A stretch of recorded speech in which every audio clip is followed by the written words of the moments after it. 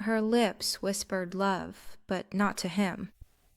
He endured while she played games. But now it's time for revenge. Are you ready to see what she looks like? My phone vibrated exactly at 16:47 on Wednesday. It was a message from my wife. Working late, office conference. Don't wait for me tonight. I stared at the screen. Conference? She hadn't said a word about it. In 8 years of marriage, she had always complained about mandatory meeting days in advance, and now she just sends this message as if it's nothing special. Something was up. We had plans for dinner. Nothing special, just our usual ritual.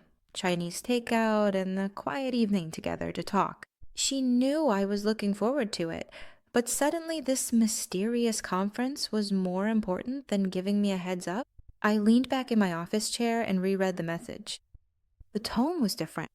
Usually, her messages were light, lively, with little comments about her colleagues or how boring the meeting was.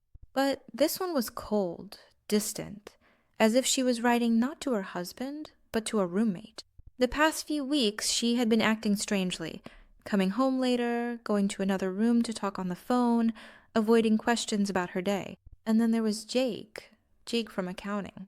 In the past month, she had mentioned Jake more often than her boss in the entire year. Jake thinks the new system is inefficient.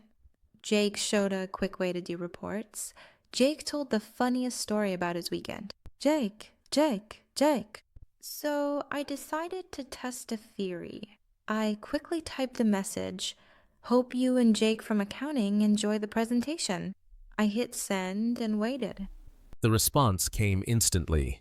Not, just got your message, instant. Already holding her phone, instant. I watched the typing dots appear, then disappear, then come back again. She was scrambling. Then my phone rang. She never called during work hours. Hey, honey. Her voice was higher than usual. Just got your text.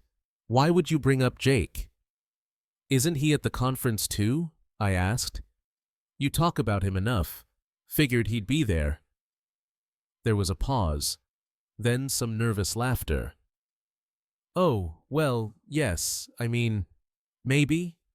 It's a big conference. People from all different departments. I wouldn't know exactly who's attending. Interesting. Yesterday, she said Jake was working closely with her department. Today, she didn't even know if he was there. What's the conference about again? I asked casually. More silence. It's about new compliance procedures. Really dry stuff. You know how these corporate things are. I did.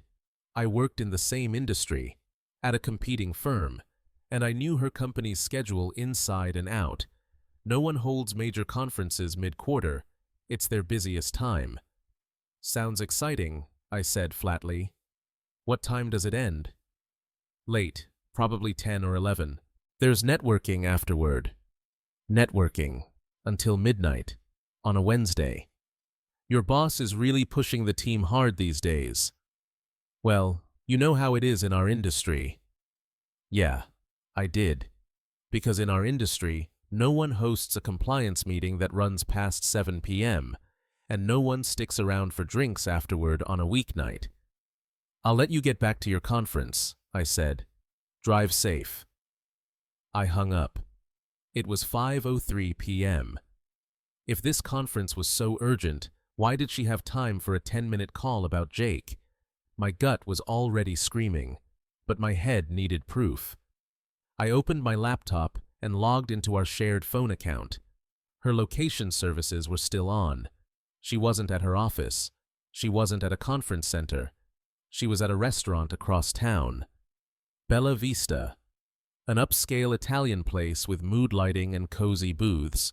The kind of spot perfect for date night. Not exactly where you'd hold a dry compliance meeting. I sat back and let it sink in. My wife of 8 years had lied to me. She was out to dinner with another man, and she'd gone to great lengths to cover it up. It was him. The same guy she'd been talking about non-stop for weeks. But instead of feeling angry, I felt clear. like all the noise in my head had finally settled. The signs had been there for a while. Late nights, private calls, new outfits, sudden gym habits. All the classic red flags. I just didn't want to believe it. I gave her the benefit of the doubt, again and again. But now I had proof. I glanced at my phone. Should I drive to Bella Vista? Catch them in the act? Make a scene in front of everyone? No, that's not me. That's what impulsive guys do. Guys who react without thinking. I had something better in mind. I sent one more message. Hope you and Jake from accounting enjoy the presentation. Then I opened the GPS tracker again and watched her location live. Within 30 seconds, her phone started moving. Fast. Not walking speed, running. 18 minutes later, I heard her keys at the front door. She fumbled with the lock like her hands were shaking. Took her 3 tries to get it open. "Honey," she called out, voice quivering. "I'm home early. The conference got cancelled. Technical problems. Something with the projector." I walked into the kitchen. She was still wearing her coat, holding her purse tight like it was a shield. "That's too bad," I said, calm and steady. "Good thing you hadn't ordered dinner yet." She blinked, confused. "What do you mean? At the conference?"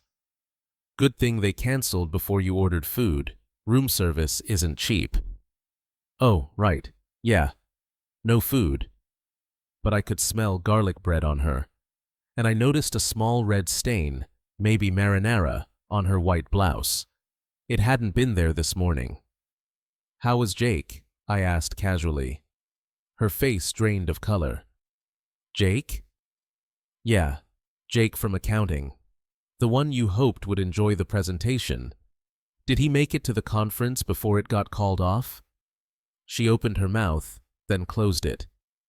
I don't... Why do you keep asking about Jake?" "Just curious. You talk about him all the time. Feels like I know the guy." She laughed, forced and awkward. "Do I? Huh. I hadn't realized." I smiled back. "But not the warm kind.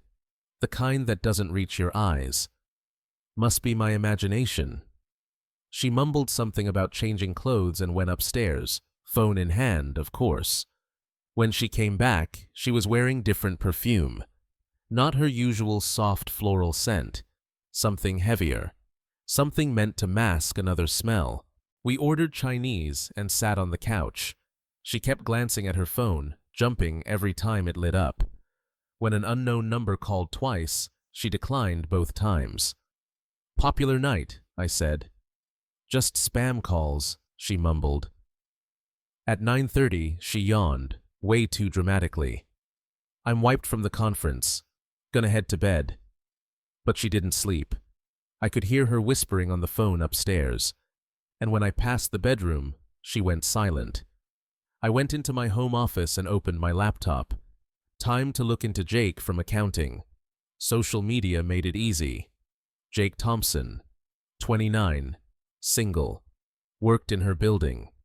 His latest post was from tonight, at Bella Vista, 2 hours ago. The photo showed a candlelit table for 2. The caption read, "Great dinner with a special someone." Posted at 7:23 p.m., right around the time my wife was supposed to be learning about compliance procedures. I took a screenshot and saved it in a secure folder. Tomorrow, I'd start making a few calls. But tonight, I let her think she'd gotten away with it, because the best strategies take patience, and I was just getting started. The next morning, she was gone before I woke up. Her side of the bed was already cold. There was a note on the kitchen counter. "Emergency meeting. Back tonight. Love you." An emergency meeting. On a Thursday. Her company didn't run like that, but I had to admire the dedication to her story. I called in sick for the first time in 3 years, because today I had more important things to deal with than spreadsheets. First stop, her office. I parked across the street with a clear view of the employee entrance. If she really had an emergency meeting, I'd see her car. Simple as that. If she didn't show up, well, that would say everything I needed to hear. By 10 now Sala, I'd seen dozens of employees walk into the building, but not her. Her usual parking spot? Still empty. Strike two. Next, I headed to Bella Vista. It was still quiet, too early for the lunch crowd. I stepped inside and walked up to the hostess. "Hi, I think my wife might have left an earring here last night. She was having dinner with a colleague around 7, probably a table for 2 near the window." The hostess smiled warmly. "Oh yes, I remember them. Lovely couple. Very romantic. They seemed so happy together." Romantic. There it was. Did they stay long? Until about 8:30. They ordered the anniversary special. The gentleman looked a little nervous, kept checking his phone. Sweet proposal, though. We don't usually see that on a Wednesday night. I froze. Proposal? Well, not exactly, but he gave her something in a small box. She looked surprised, happy. It was a really emotional moment. I thanked her and left before I said something I'd regret. Back in my car, I just sat there, stunned. Jake had given my wife jewelry. She got emotional. They shared an anniversary special like they were celebrating something. Together. 8 years of marriage, and she was celebrating anniversaries with another man. I drove straight home and went to the bedroom. If she was hiding something from Jake, she wouldn't leave it in plain sight. Jewelry box. Too obvious. Under the mattress? Amateur. Then I thought of her gym bag. She'd been hitting the gym more often lately. It was the perfect spot, somewhere she'd never expect me to look. Bingo. In a small zippered pocket, wrapped in tissue, was a silver bracelet. Elegant, pricey, and engraved.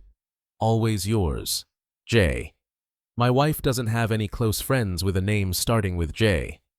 Just Jake. I took photos of the bracelet, every angle, every detail, including the engraving. Then carefully wrapped it back and put it exactly where I found it. Next stop, her laptop. Lately, she'd been careless with passwords. Guilt makes people sloppy. Her email was still open. I found them immediately. Dozens of messages between her and Jake going back 2 months. The early ones were professional, spreadsheets, reports. But they quickly shifted. "Thanks for listening today. You really understand me. Can't wait to see you tomorrow. These meetings are the best part of my day. My husband would never appreciate a sunset like this. You see beauty in everything." And then the recent ones, the ones that made my hands curl into fists. "Last night was perfect. I didn't know I could feel this way again. We need to be more careful. I think he's getting suspicious. Jake, I love you. I know it's complicated, but I can't keep pretending anymore. I love you." She loved him. I screenshotted every message and forwarded them to a secure email I'd created just for this. I was building my case. The final message was from this morning. "Can't meet today. He's acting strange. Need to lay low for a few days. Missing you already." So that's where she really was. Not in a meeting. She was hiding. Hiding because she thought I was catching on.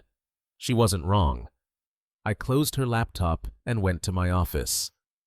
Time to start looking into divorce attorneys. But first, I needed full clarity. I called her company's main line.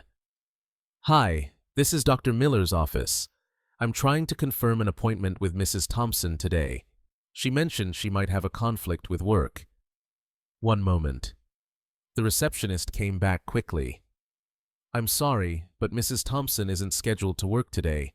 She called in sick this morning." "Oh, that's odd. She told me she had an emergency meeting." "No, sir. She's definitely not here today." Would you like to reschedule? I hung up. Strike 3. My wife was somewhere in the city, pretending to be sick, probably with Jake. And while I sat at home, she was out there building a second life with another man. But I wasn't sitting in the dark anymore. I spent the entire afternoon digging into Jake Thompson, his social media, address, work history, even old relationships. By the time the sun went down, I probably knew more about him than his own mother, 29. Divorced last year. No kids. Lived in an apartment complex about 15 minutes from us. Made okay money. Not great. Drove a Honda Civic. Liked craft beer and weekend hikes. And the biggest detail? He had a reputation. I found 3 different women in his Instagram comments hinting about learning the hard way when it came to his character. One of his exes had even posted something vague but pointed. Cheaters never change. My wife wasn't special. She was just next in line. At 6:00 p.m., I heard her key in the lock. She walked in looking drained, like someone who'd been running on fumes all day. "How was your emergency meeting?" I called out from the kitchen. She froze. "What?" "Your emergency meeting. This morning. How did it go?" "Oh, fine. Just some budget issues. Nothing exciting." "Must have been pretty urgent to pull you in on your sick day." Her eyes widened. "My sick day?" "Yeah. I called your office. They said you weren't scheduled to work. You'd called in sick. I thought I'd surprise you for lunch." I could see the wheels spinning in her head, trying to find a way out of the contradiction. I was feeling sick, but then they called and said they really needed me for this budget thing, so I pulled myself together and went in." "That's dedication," I said. "Most people would have stayed home." "Well, you know how responsible I am." "Right. Super responsible." I let that hang in the air for a second. "Did Jake make it to the meeting?" Instant reaction, just like yesterday. First panic, then a rush of over-explaining. "I don't know why you keep bringing up Jake. He's just a coworker." "Sure. It's just, you've mentioned him a lot lately. Thought maybe you two were friends." "We're professional colleagues, that's all." I gave a slow nod and a half smile. "Of course, just professional." She excused herself to take a shower. As the water started running, I checked her phone. She'd changed her passcode, new 4-digit combo. But something else caught my eye. Her phone case. Yesterday, it was black leather. Today, blue silicone. I remembered Jake's Instagram. He posted a lot in blue. Blue water bottles, blue trail gear, blue car accessories. It was clearly his favorite color. Someone had given her a new phone case, and it probably wasn't me. When she came back downstairs, I was reading on the couch. "What's that?" she asked, nodding at the book in my hands. "Just an article," I said, "about workplace relationships. Says most affairs begin with emotional connections between coworkers." She nearly dropped her coffee. "That's interesting." Says here, 65% of workplace affairs start with personal conversations, stuff about problems at home. That person becomes a confidant, someone who just gets them, more than their spouse. Her face had gone pale. "Why are you reading about affairs?" I looked up at her, completely calm. "Research. HR is updating our policy handbook. They asked me to help flag possible gray areas in workplace conduct." "Oh. And according to this," I continued, flipping the page, "the most common signs include staying late more often, taking calls in private, or suddenly bringing up a coworker's name more than usual." She sat down across from me, fiddling with her new phone case. "Those could mean anything," she said. "Could be harmless." "True," I nodded. "But when all the signs show up together, the article says it's usually not harmless anymore." I let the silence stretch for a second. It also says the person having the affair will sometimes start arguments with their partner to create distance, makes the cheating feel less wrong. She didn't speak right away. Then, in a small voice, "Have I been starting arguments?" I pretended to think about it. "Now that you mention it, yeah, you've been a little more critical lately, over little stuff, like how I make my coffee, how I load the dishwasher, what takeout place I suggest. I didn't even realize." "It's okay," I said, keeping my tone gentle. "The article says it's usually subconscious. People don't always realize what they're doing." That's what the article said, and I could see it happening in real time. She was starting to question what I knew versus what I was just guessing. Truth was, I knew everything. But letting her believe I was just reading some HR article, that was more powerful than confronting her directly. She went to bed early again. More whispered phone calls, more excuses about being tired. But I wasn't tired. I had plans to make. Tomorrow, I was going to gather the kind of proof you couldn't explain away. Friday morning, I woke up focused. While she was in the shower, I called her office. "Good morning, Thompson Industries. How can I help you?" "Hi, I'd like to send flowers to one of your employees, my wife. I wanted to surprise her for our anniversary. She works closely with Jake in accounting, and I thought it'd be nice to have them delivered during their team meeting today." The receptionist paused, then replied warmly, "Oh, that's sweet, but Jake called in sick today, and Mrs. Thompson isn't scheduled to work Fridays anymore." "Excuse me?" "She switched to a 4-day schedule last month. Doesn't work Fridays anymore." I felt my grip tighten on the phone. "Are you sure? She left for work an hour ago." More typing. "Yes, sir. She's definitely off on Fridays. Has been since early March." March. Right around the time those messages with Jake stopped being about work. "Thanks for your help." I hung up and checked the time. She had been pretending to work every Friday for 2 months, getting dressed, grabbing her work bag, kissing me goodbye, like everything was normal. But where was she really going? She came downstairs a few minutes later while I was making coffee. "Big day at work?" I asked, keeping my tone light. "Just the usual. Busy Friday." "That quarterly report still keeping you swamped?" "Yeah, it's a demanding project." I nodded. "Well, don't work too hard. It's Friday after all." "I'll try to wrap up early," she said, kissed my cheek, and headed out. I watched from the window as she pulled out of the driveway, then grabbed my keys and followed. She didn't head toward the office. Instead, she drove straight to the apartment complex I'd already found in Jake's records. She parked in a visitor spot and walked with purpose to Building C. I parked a few spaces back, partly hidden behind a maintenance van. About 45 minutes later, Jake appeared at a second-floor window, shirtless. He looked down at her car, smiled, and then stepped back inside. 5 minutes after that, my wife walked out of the building, adjusting her clothes. She wasn't at work. She was with him.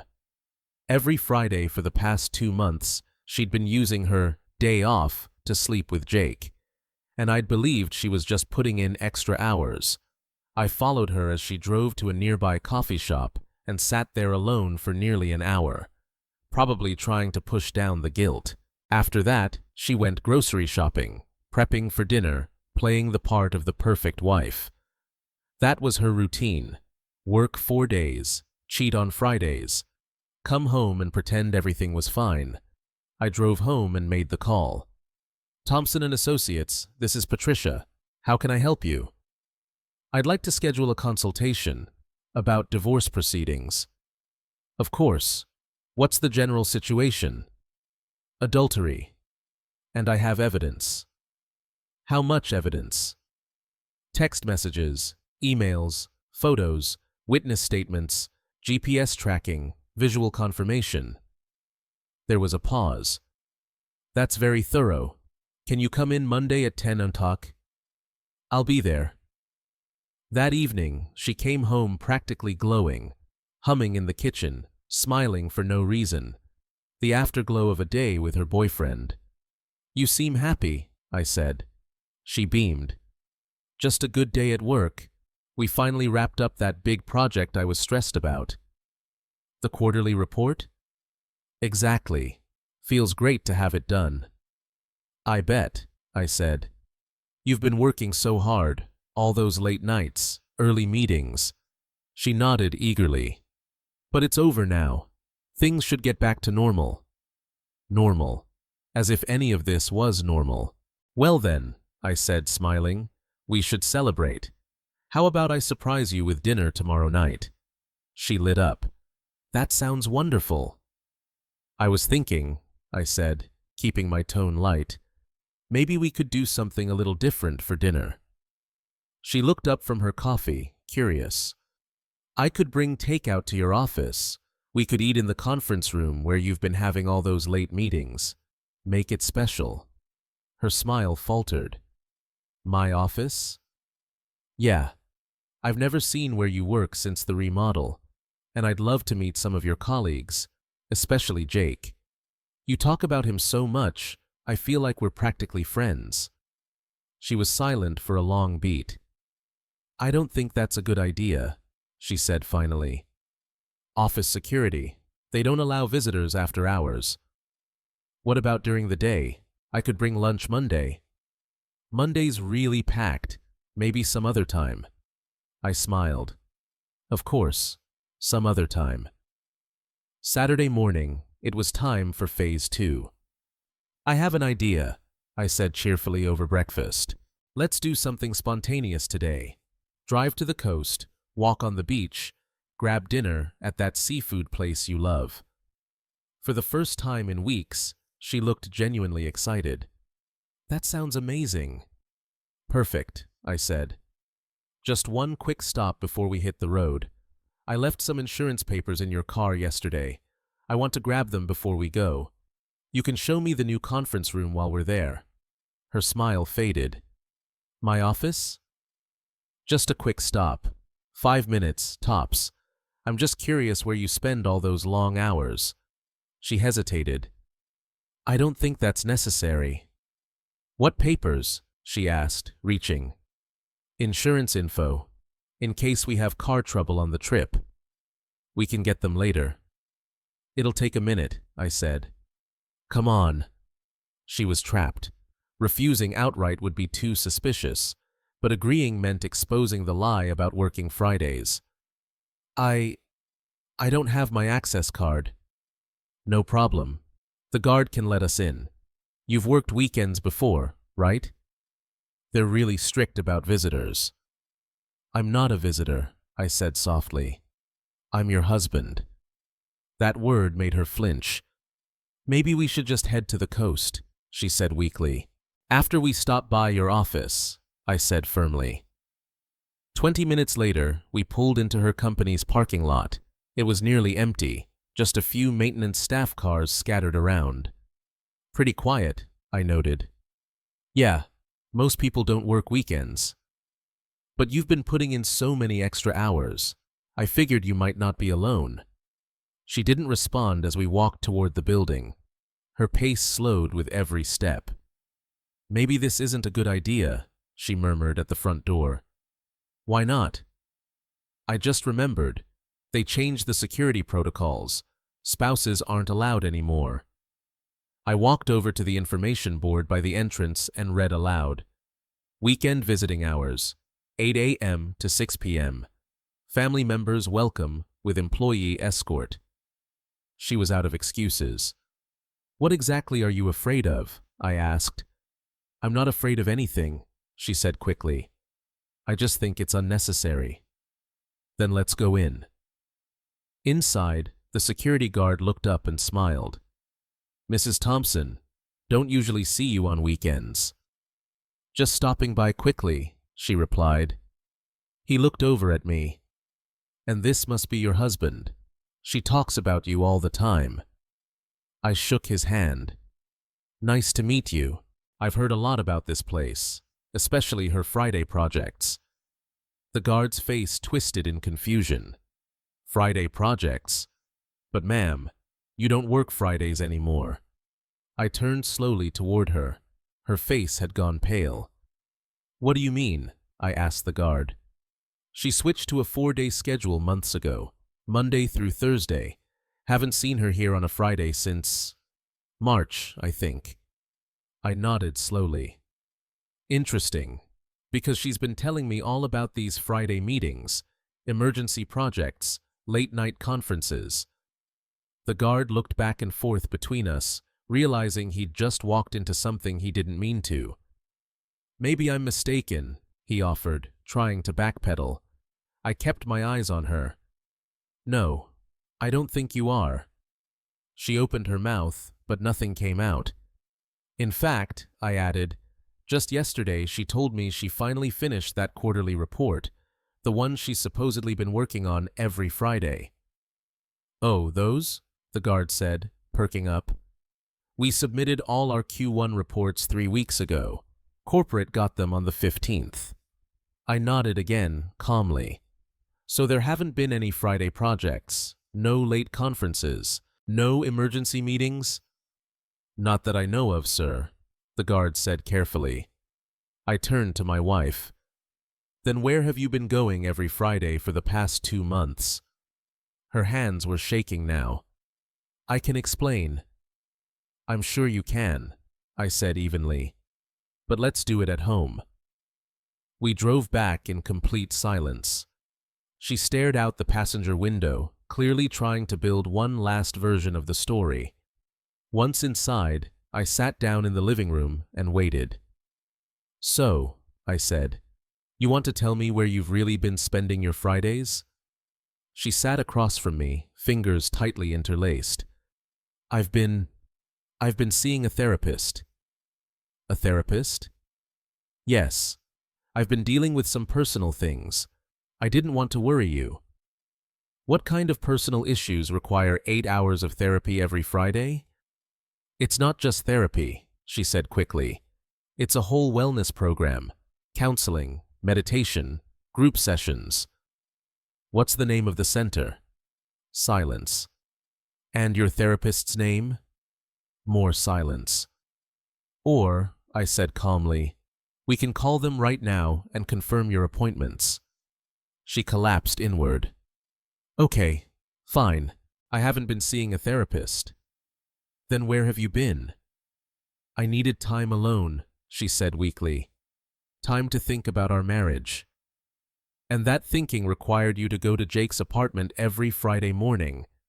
Her face drained of color. How did you? I followed you today, I said. I watched you go into his building. I watched you come out an hour later. She started crying. Not heartbreak. Guilt. So, let me make sure I understand, I continued. You've been lying about work, lying about conferences, lying about being sick. And every Friday, while I thought you were working, you were with another man. Please, she sobbed. Let me explain. Explain what? I asked. Which lie do you want to start with? She buried her face in her hands. I never planned for this to happen. And yet it did, I said. For months. I love you. I shook my head. No, you don't. People who love each other don't do this. It was a mistake. A mistake that happened every Friday for 2 months isn't a mistake, I said quietly. It's a choice. She looked up at me, eyes desperate. What are you going to do? I stood. I'm going to the coast like we planned, I said. But I'm going alone. Please don't leave. You already left, I replied. I'm just making it official. I grabbed my keys and headed for the door. When you're ready to tell me the full truth, I added, we can talk. But I'm done with lies. As I drove away, I saw her standing in the driveway, crying. And for the first time in months, I felt relief. The pretending was over. Now there was only reality. I spent 6 hours driving up the coast, windows down, head clear. When I got home close to midnight, she was waiting in the living room, eyes red, tissues scattered on the table. "We need to talk," she said immediately. "Now you want to talk." "I've been thinking. You deserve the truth." I sat across from her, arms crossed. "Go ahead." She took a shaky breath. "It started in February. Jake and I were working late on a project. I complained about how distant we'd become, how we barely talked anymore." "So you talked to him instead," I said. "It wasn't supposed to mean anything," she said quickly. "Just venting. Just a coworker." "When did the coworker become something else?" "Gradually," she admitted. "He started texting me outside of work, asking how my day was, remembering things I told him." "Things I should have been remembering," I said.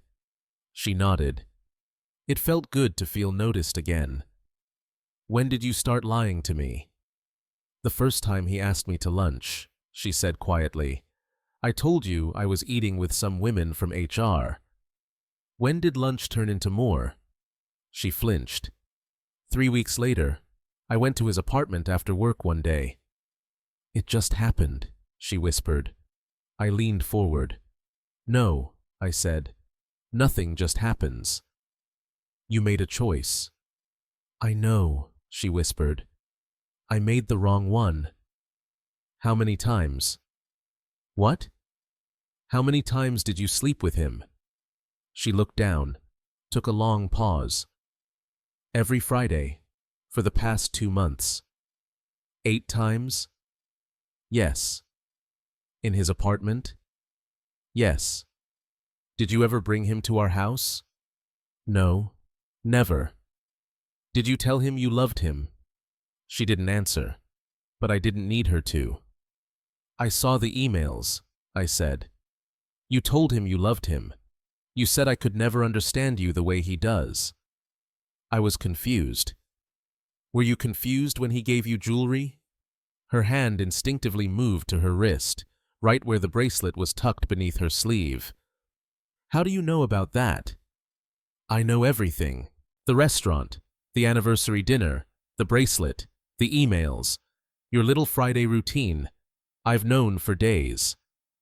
"Then why didn't you say anything?" "Because I wanted to see how far you'd go with the lies, and turns out, pretty far." She broke down again. "I'm so sorry. I know I've hurt you." "You didn't hurt me," I said, my voice steady. "You destroyed 8 years of marriage. There's a difference. Can we fix this?" "Fix what? The lies? The cheating? The double life?" "I'll end it with Jake. I'll quit my job. We can go to counseling." "You think this is about Jake?" "Isn't it?" "No. Jake is just a symptom. The real issue is you, your decisions, your values, your character. People make mistakes." "Sleeping with someone 8 times isn't a mistake," I said firmly. "Planning secret meetups, lying to my face. That's not a mistake. It's a pattern, a choice." She was shaking now, sobbing. "What do you want me to do?" "I want you to stop pretending this was some random accident. Own what you did." She took a breath, then said quietly, "I had an affair. I lied. I betrayed our marriage." "Why?" "Because I was selfish. Because I liked the attention. Because it was exciting to have a secret." Finally, honesty. "Do you love him?" "I thought I did." "Do you love me?" "Yes." "Then why did you choose him over me for 2 months?" "I didn't. Every Friday, you chose him. Every time you lied, you chose him. Every deleted text, every hidden gift, you made a choice." She had no reply. "What happens now?" she asked. "Now you move out." "What?" "I want you out of this house by tomorrow night." "Where am I supposed to go?" "That's not my problem anymore." "Can't we try to work this out?" "Work what out? How to trust you again? How to forget everything you've done. Other couples get through this. Other couples don't matter. We're not other couples. We're us. And we're done. Please don't do this. I stood. I'm not doing anything. You did this. When you started lying. When you started cheating. When you chose someone else over your husband. I choose you now. Too late, I said. You had 8 years to choose me. You chose him instead. I turned toward the stairs. Where are you going? To bed. You can sleep in the guest room tonight. Tomorrow, you pack your things and leave. But what about our marriage? I stopped at the bottom of the stairs and looked back. We don't have a marriage anymore. We have a divorce to plan. Sunday morning, I got to work early. First call. The bank. I need to remove someone from our joint accounts immediately. Is this due to divorce proceedings at Dim, sir? Yes. I have documentation of adultery. We'll need you to come in with paperwork, but I can place a temporary hold now requiring both signatures for any withdrawals. Perfect. Second call, my lawyer. Thompson here. We met Friday. I need to move forward quickly. What's the rush? She confessed last night. Full admission. I recorded it. You recorded her? Voice memo was running the whole time. Legal in this state. Bring everything in Monday. We'll file immediately. Third call. Her mother. Hi, Mrs. Davis. I need to talk to you about your daughter. 20 minutes later, they knew everything. Her mother cried. Her father stayed quiet for a long time, then said softly, I'm sorry. She wasn't raised to act like this, her mother said. I know, I replied, but I thought you should hear it from me first. What can we do? Be there for her, I said. She's going to need support, just not from me. And you? I'm going to be fine. When she came downstairs with her suitcases, I was sitting at the kitchen table with a cup of coffee and a folder full of documents. What's all that? She asked cautiously. Bank statements, account info, credit card records. Why? Because starting tomorrow, I said calmly, you're financially independent. Her face went pale. What does that mean? It means you're off our joint checking account, off our savings account, off every shared credit card. But how am I supposed to live? The same way you were planning to live with Jake. I wasn't planning to live with Jake. Then maybe you should have thought about that before you had an affair. She sat down across from me. Be reasonable. I am, I said. You wanted to be single? Well, now you're financially single too. What about the house? What about it? It's half mine. Actually, no, I said, sliding a paper across the table. Check the deed. My name only. I bought it before we were married. She looked at the document. Her name was nowhere on it. But I've been helping with the payments. You've contributed to household expenses. That's not the same as legal ownership. This isn't fair. Fair? I raised an eyebrow. You cheated on me for months. Lied to my face. Fair left back in February. What about my car? It's in your name. Take it. My retirement account. Also yours. I never touched it. She was beginning to realize the truth. I'd unknowingly protected myself over the years, and now her actions had exposed just how vulnerable she was financially. Where am I supposed to go? She whispered. I don't know, I said. Jake's apartment seemed fine for Fridays. I can't live with Jake. Why not? You love him. It's complicated. It was complicated when you were married. Now, it's simple. You're single. Tears welled up again. You're being cruel. No, I said. I'm being practical. You made adult decisions. Now you face adult consequences. I made a mistake. No, you made 8 mistakes, every Friday, for 2 months. Just then my phone buzzed. A text. Who's that? She asked. Jake, her eyes widened. Jake's texting you? I held up my phone and showed her the message. We need to talk. Can you call me? He wants to talk to me. About what? Let's find out. I tapped the speaker button and dialed. He picked up quickly. Hello, this is Thompson. You wanted to talk? Yes, sir. I heard what happened. From who? She called me this morning, crying. I looked at my wife.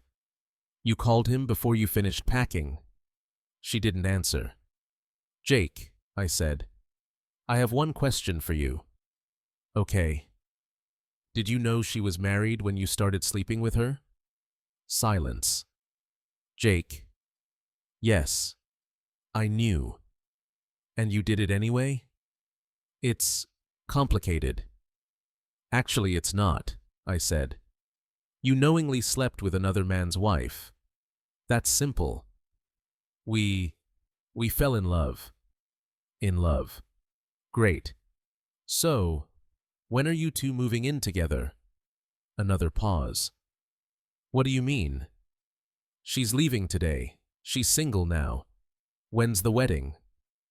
We haven't really talked about that.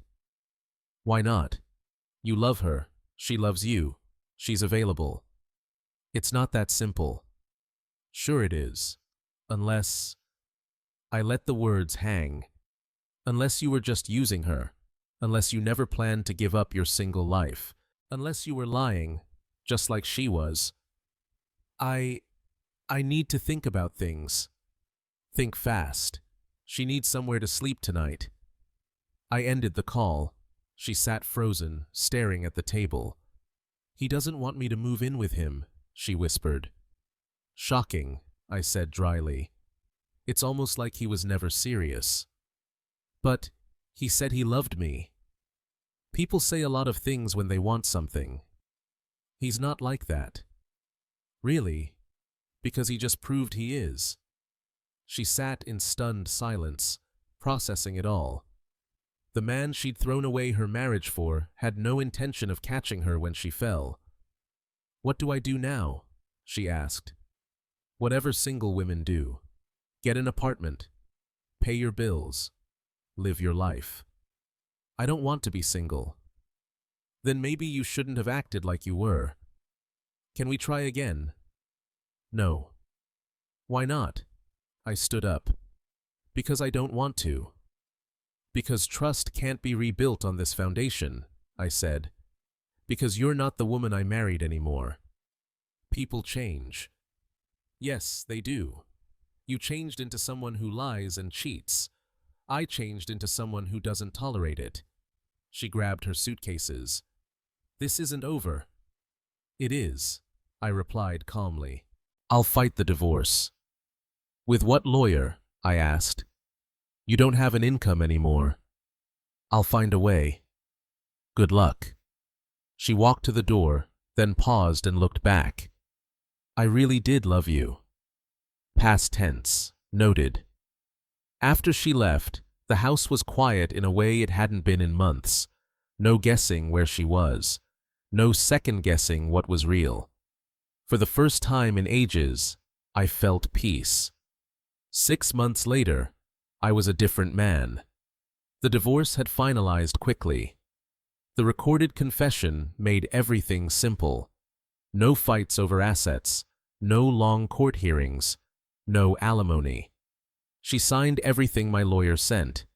In the meantime, I used my time well, lost 20 pounds, built muscle, upgraded my style. I started cooking classes on Thursdays and joined a hiking group on Sundays. My social life was more active than it had been in years. Work was better too. With no distractions, I was laser-focused. I landed 2 major clients and earned a big promotion with a raise. The house felt like mine again. I repainted the bedroom, bought new furniture, turned her old office into a home gym. Every trace of that marriage was gone, replaced with things I actually enjoyed. One evening, my phone buzzed. Unknown number. Can we talk, please? It's important. I didn't need to ask who it was. She'd been trying to reach me for weeks, through random numbers, emails, even social media accounts I'd already blocked. I ignored every attempt. But this time, curiosity got the better of me. What do you want? To apologize. To explain. 5 minutes. There's nothing to explain. We're divorced. Jake left me. Not my problem. I have nowhere to go. Still not my problem. Please. I made a mistake. I stared at the message for a moment, then typed back. You made a choice. Live with it. I blocked the number and went back to cooking dinner. Later that night, the doorbell rang. I glanced out the window and saw her car in the driveway. I didn't answer. She rang again, then knocked, then started talking through the door. I know you're in there. Your car's here. I turned up the TV. I just want to talk. 5 minutes. I kept watching my show. I was wrong about everything. Jake used me. I see that now. Still nothing from me. I threw away 8 years for someone who didn't even care about me. I muted the TV but didn't move. He dumped me after 2 weeks, said dating a divorced woman was too much drama. Interesting, but not relevant. I've been staying in a motel for 3 months. I can't afford an apartment. Not my concern. I lost my job. HR said the workplace relationship created a hostile environment. Now she was crying. I could hear it. My parents won't help me. They're ashamed. Good for them, I thought. I know I don't deserve forgiveness, but I'm desperate. I walked to the window and looked out. She was sitting on the front steps, head in her hands. I felt nothing. No anger, no sympathy, not even sadness. Just a mild curiosity. How long would she sit there before realizing I wasn't coming? After an hour, she got up and left. The next morning, my phone rang. It was her mother. She's in the hospital. What happened? Breakdown, exhaustion. She hasn't been eating. I'm sorry to hear that. She keeps asking for you. I can't help her. She's your wife. No, she's my ex-wife. We're divorced. But you loved her once. Once. Past tense. Doesn't that mean something? It means I'm grateful I learned the truth before wasting more years. Her mother paused. She really did love you. If she did, I said, she wouldn't have cheated. She made a mistake. And now she's living with the consequences. You won't even visit her? No, I said. That would be harsh. Harsh? Harsh would be pretending 8 months of lies didn't happen. Harsh would be rescuing her from the results of her own choices and enabling her to keep making them. What if she promises to change? She already made promises. To love, honor, and cherish me. For better or worse. Remember? Those didn't mean much when it mattered. So that's it? You just move on? That's exactly it. I ended the call and deleted the number from my phone. That afternoon, I had a date. Coffee with someone I'd met through the hiking group. She was smart, funny, financially stable, no drama, no games, no lies. As I got ready, I thought about the man I was 6 months ago. Naive, trusting, blind to red flags because I wanted so badly to believe in people. That version of me was gone. The man walking out the door now expected honesty, respected boundaries, and didn't hand out second chances to people who'd already proven they couldn't be trusted with the first. My ex-wife had taught me some expensive but valuable lessons. Lessons about character, about integrity, about the kind of partner I actually deserved. And though the price was high, I was grateful for the education. But no, I wasn't bitter. Bitterness means someone still has control over how you feel. I felt free. Free to build a life with someone who understands that love isn't just a feeling, it's a choice. A daily decision backed up by consistent actions. As I drove to meet my date, it hit me. I hadn't thought about my ex-wife in weeks. She'd become exactly what she should have been all along, irrelevant to my future. The man who once begged for explanations, who bent over backwards to save a one-sided relationship, was gone. In his place stood someone who knew his worth and would never again settle for less than he deserved. Because the best revenge isn't anger, poison, or revenge itself. It's calm. It's about thriving. It's about living well without them. And I did lived very well. This isn't a story. It's a reality that could be close to any of us. If you saw yourself in this story, share it in the comments. We will definitely support you. Subscribe because I promise the next stories will be even deeper and you'll find answers to your questions. See you soon!